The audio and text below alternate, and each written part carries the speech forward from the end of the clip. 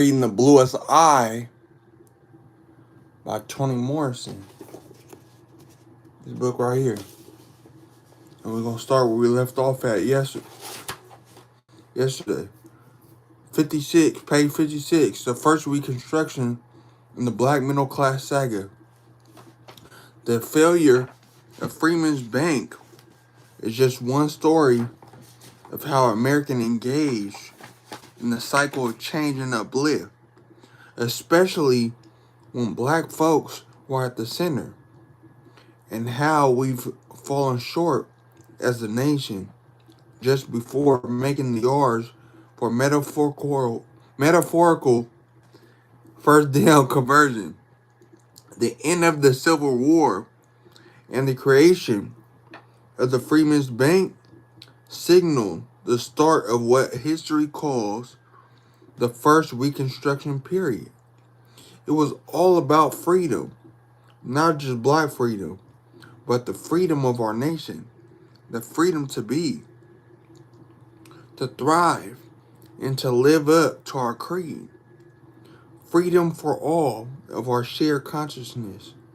Unfortunately, that shared freedom was short-lived. In the early 20th century, Black Wall Street was a powerful testament to the resilience and economic potency of the black community. Less than 6 years out of slavery, blacks in Tulsa, Oklahoma had constructed a fully functioning company, a microcosm of what could have been replicated on a national scale. Businesses were flourishing. Property ownership was common. There was wealth creation, economic mobility, and a robust black middle class. Then came the Tulsa Race Massacre of 1921. White mobs systematically destroyed this prosperous district as an aggressive art of economic and racial warfare. It was a clear signal. Black economic progress would not be tolerated. The story of Rosewood, Florida was sadly all too similar. In 1923, this thriving black town was leveled to the ground due to a racially motivated attack spurred by a false accusation. Imagine the economic potential that was destroyed that day. The destruction of these proper middle-class black communities created a ripple effect of economic setback that spanned generations. In large part, the period between 1865 and 1965 was a fast march backward for many marginalized groups in America, particularly African Americans. This is not hyperbole or emotionalism. This is cold, hard facts. The math of the matter. Quoting my friend Melody Hobson, now chairman of Starbucks and co-CEO of Ariel Capital Management in Chicago. I like math because it doesn't have an option or opinion. The math of the matter is that more than 60,000 formerly enslaved people, including black patriots who fought for their country in the Civil War, lost almost every dime in the bank they never believed was backed by the federal government. As it was created by the federal government, it was not. And they lost almost everything because of the mismanagement of and by the white overseers of the day, who helped themselves to loans designed for almost anyone but them.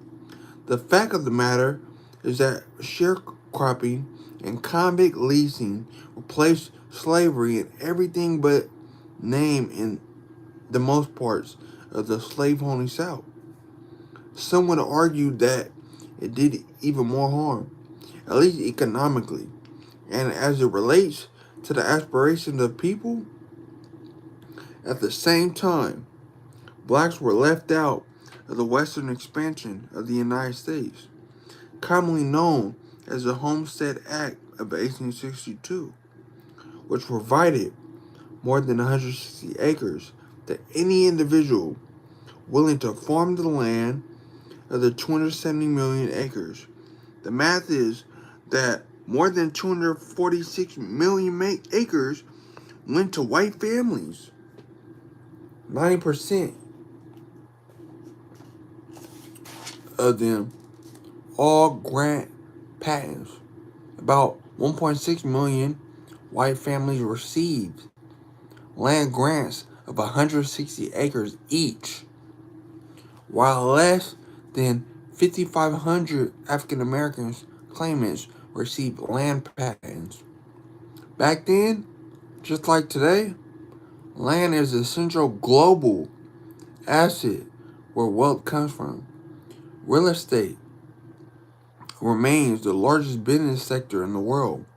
So, think of the impact that giving away 270 million acres, 10% of America's land, almost exclusively to white families, had on the economic landscape of America. The facts of the matter are that blacks were run off of the land experiment known as 40 acres and a mule. Following Lincoln's assassination, Special Field Order 15, which came later as a bit of a consolation prize to African Americans, promised 400,000 acres set aside just for the formerly enslaved. The land was concentrated along the East Coast, covering beachfront property from South Carolina to Florida, extending 30 miles end to end. Each black family was to receive 40 acres. Notice already the difference in the size of the land grant patents. But hold on for the broken capitalism part that's coming. While we all love beachfront property and today is considered highly valuable, back in the 1800s, the agricultural age, it was virtually worthless. Sand doesn't hold planting seeds very well, amongst a host of other challenges. But blacks didn't complain. They wanted a shot at the American dream and would use whatever they were giving as a foothold up the ladder. They worked that land so hard that within a month of the initial war, Lincoln's team rewarded their industriousness with the mule, like giving someone a tractor from a farm today. Now, here's the kicker. After Lincoln's assassination, with President Andrew Johnson taking over, Special Field Order 15 was canceled completely. So we're going to stop right there at page 59. This was Financial Literacy for All by John Hope Bryant. Enjoy y'all Sunday. The best is here. Keep thriving.